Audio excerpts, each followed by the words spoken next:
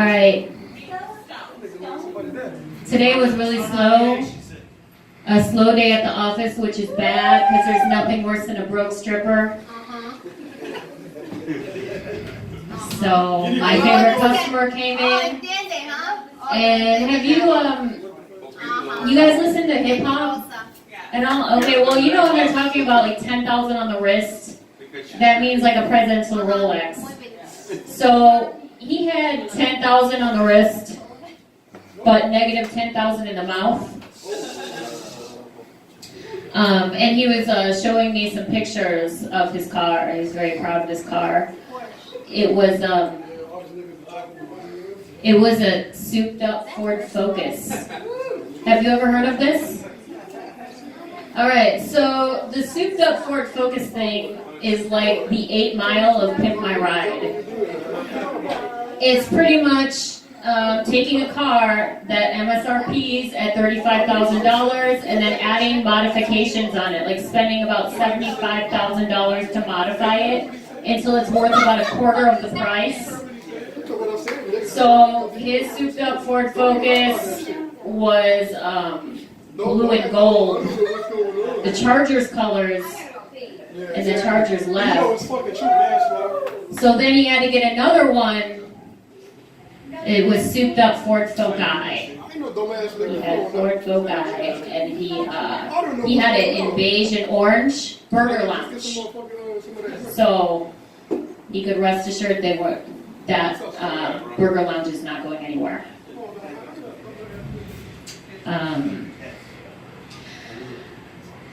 I've been on online dating websites recently, and the guys just say like really, really flattering things to me. First thing one guy sent a message and he was like, "How much?" And I appreciate that at least he attached some value to my time. And then the next guy was like, "Are you a tranny?" Those are the prettiest ones though. Those are the prettiest ones. You're like, my makeup's on point then. Right? No, I want to get all the plastic surgery and be the hottest tranny. Because you know what? I have a girlfriend who's actually in transition, and she was like, okay, she told me her name, and then she said, when I come back, it's going to be this girl's name, right? Like, basically, she told me I'm going to come back as a woman. And when she came back, she was fucking beautiful. Like, serious Barbie. The only thing that gave away were the hands and the head, but everything else, Barbie doll, she was getting us into the club. Like, I wasn't even, like, I was just like the straggler, you know? She was getting the VIP, all the drinks and all the shit for us for a long time. So, she was showing me pictures of these guys that she was dating. And she was my boss at the time, but then when she went through her transmission, you never fucking saw her. You never saw her because she was with her sugar daddies, right? So she showed me pictures of these guys, and they were like legit hot, like bodybuilder / UFC fighters. Yeah.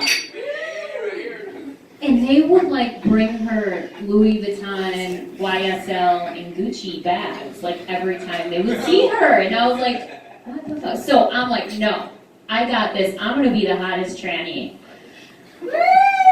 And when the clothes come off and they're like, babe, where is it? Like, what do you mean? What do you mean, babe? I thought you were kidding. Like, I get the bag first. You know, I get the bag first. Like, you got fucked.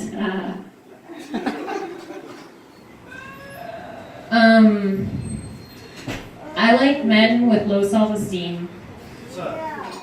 Because, right, and if you don't hate yourself first, how are you going to bring that hate into a relationship? I don't like superficial men because I want a guy who's going to, like, hate me for who I am on the inside. I have daddy issues. Anyone else in the audience have daddy issues? Yeah. Of course daddy issues, especially I work the day shift, so I get down to my dad all day. But Saturdays. C-section start Saturdays. No, that's not true. Sounds about right. Ladies I work with are all beautiful. They are beautiful women. Where was I going with this? Oh yeah, I have daddy issues. So if we're dating and you want to make me happy, you have to leave. Hey, what the hell? But it can't be like if, you know, we get in an argument and I want you to leave and then you're like threatening, I'm going to leave if this happens again. No, that's just threatening me with a good time. That shit's got to be unexpected. You have to take off in the middle of the night like the emotional hot mess sociopath that you are, because you're my dad. I mean, I date my dad, you know, that's what I do. I got too dark at the end. I'll work on that. I think that's my time. Yeah! Good time. I'll keep going. It's hard for me to date age-appropriate men because, like, you know, I'm too old to date. Okay, guys my age think I'm too old to date them. Because they're like, oh, that bitch is starting to get wrinkled. She looks haggard. She looks haggard. And I'm like looking in between his brows at the fucking San Andreas fault line. So I'm either going to get the younger guys, like way younger, or the older, like way fucking older. Like, I'm telling you, I'm either going to get like Harry Potter or Gondal. Or like Gondal. Both got a chance. Both got a chance. Between, just fucking twigs and berries in between. Hey, what the hell? That sucks. But, so I don't really appreciate that.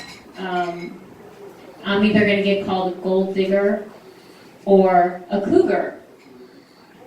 But why can't I be both? Right? Take from the rich, give to the poor, Robin Ho. Robin Ho abides by the golden rule. If you can't handle his colostomy, you don't deserve that Louis V. Because, you know, they're old as fuck, and she just basically, like, wheels her men into bingo by day. And then at night, she finds a cub from the gym who just, like, lifts weights and doesn't have a job and sells steroids in the parking lot because they won't, like, challenge her mentally. So it's like a break for Robin Ho. And she takes her hoe and arrow and she puts a hoe through the heart and wallet of her sugar daddy and takes his black card and brings this motherfucker to Costco. That's where bodybuilders go. They can't afford it. They need like that chicken, and it's like that chicken and rice life. Hercules style. And that is the story of Robin Hood. Thank you so much, you guys. Sarah Lynn.